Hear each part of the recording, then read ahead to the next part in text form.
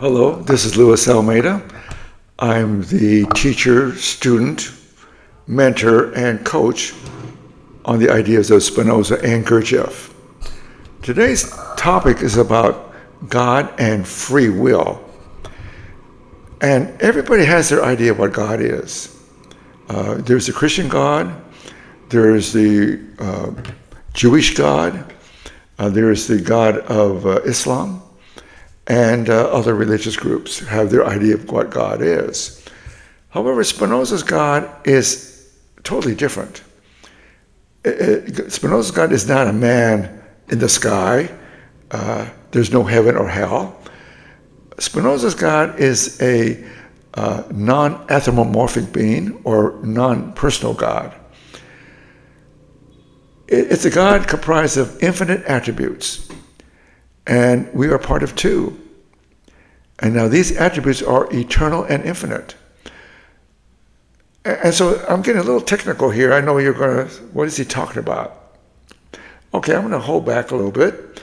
But I'm just going to say that God is comprised of laws. Again, Spinoza's God is not a personal God. Spinoza's God is nature, the whole of nature. And some people believe that Spinoza was a pantheist. Well, that's partly true.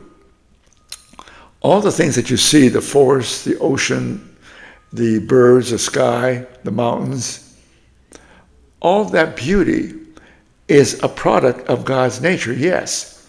But it's not God directly. It's kind of a mode meaning a modification of one of his attributes. Now, we are part of two of these infinite attributes, the attribute of thought, which has to do with your mind, and the attribute of extension has to do with the physical universe. So everything in the universe is a product of this attribute called the attribute of extension. Now that's kind of complicated, isn't it? But however, the Christian God is something that you grew up in. Some of you have become atheists because the God that you learned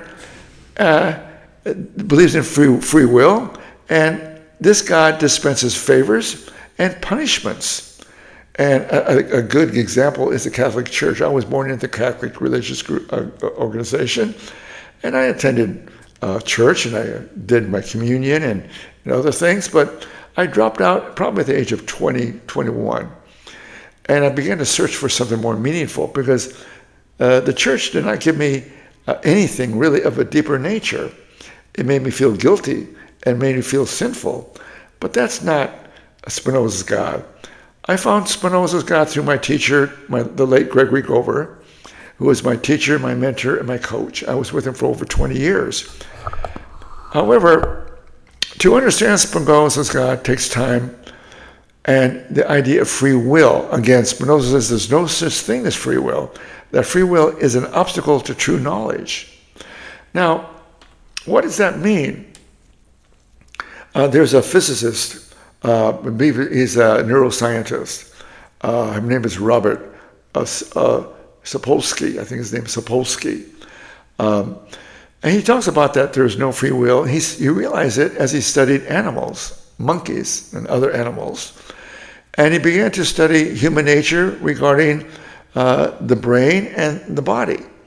And he realized that our life is basically repetition, and that we are determined by causes that we're not aware of.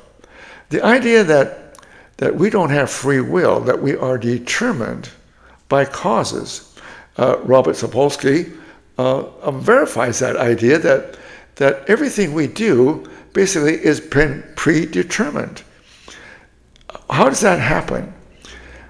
When you're born into an environment, you learn how to be, how to walk, how to talk. You learn the language. You might be Chinese, Japanese, or German, English, Italian, Spanish, whatever. And you learn the language. We have to learn how to live, how to exist in life. So we are pre-programmed. We are conditioned by the environment we grew up in. So all you desire certain foods. You have certain habits. You walk a certain way. All this is we imitate by the environment we grew up in. Your teachers were your parents or your guardians, the school system, your computer, your cell phone, they all give you information how to be. Spinoza talks about the idea of cause and effect, that we all are determined or say influenced by cause and effect, and there are other laws that manifest from nature, this infinite being's nature called God.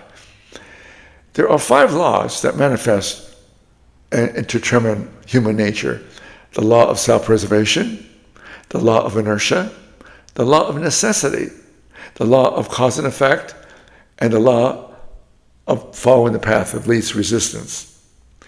Now, these laws determine all of existence. All animals are under these laws. Now, the wonderful thing about Spinoza and Gurdjieff, now Gurdjieff is more of an introduction to the work that I do. He talks about man is asleep, that it's possible to wake up. What is possible, what is our potential, is to wake up the higher mind, the true intelligence. In society, talks about intelligence, but this intelligence is more on the scale of memory and rational thinking, which is good.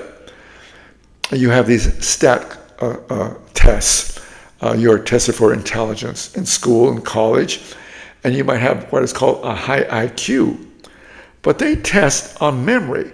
They don't really test the higher mind, the true intelligence. Consequently, you have individuals like Elon Musk, Bill Gates, many others who have high intellectual capacities, and they do a lot of good things for society. Tesla is a great electric vehicle, and now Elon Musk. We have X, his spacecraft, X, production of space vehicles, and then he does, and then we have other individuals who, like Amazon.com, who are great intellectual individuals who have intellectual properties, but also who create businesses. Now that's great for society, but it does not help you individually. It does not change your character. It does not change your being. Gurdjieff says something very important. He says, there's a great difference between knowledge and being. You can have great knowledge, but that knowledge is not applicable if you don't understand that knowledge. If there's not an emotion, there must be an emotion with the knowledge. If that knowledge is without emotion, is abstract, meaning that it's not usable. It cannot change your character.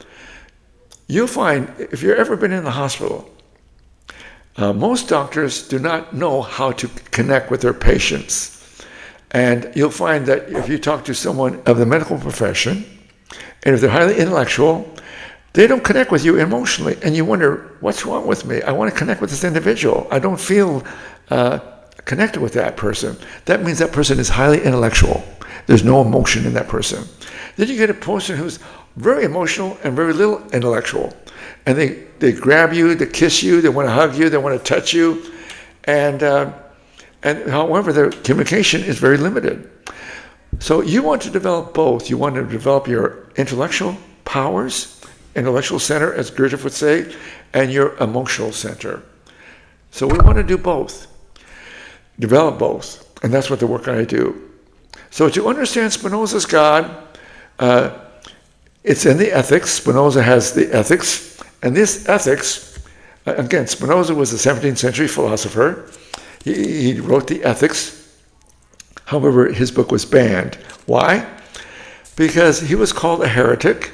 And yet, in Spinoza's ethics, it's all about God. But however, to understand Spinoza's God, you must understand your nature. And that's why he also wrote about man's emotions and how to come to human freedom. He talks about God. And there are 5 parts of the ethics. One is about God, one's about the mind, one's about the emotions, and human freedom and human bondage. So the idea is how to come to freedom. You can only come to freedom to understand your emotions.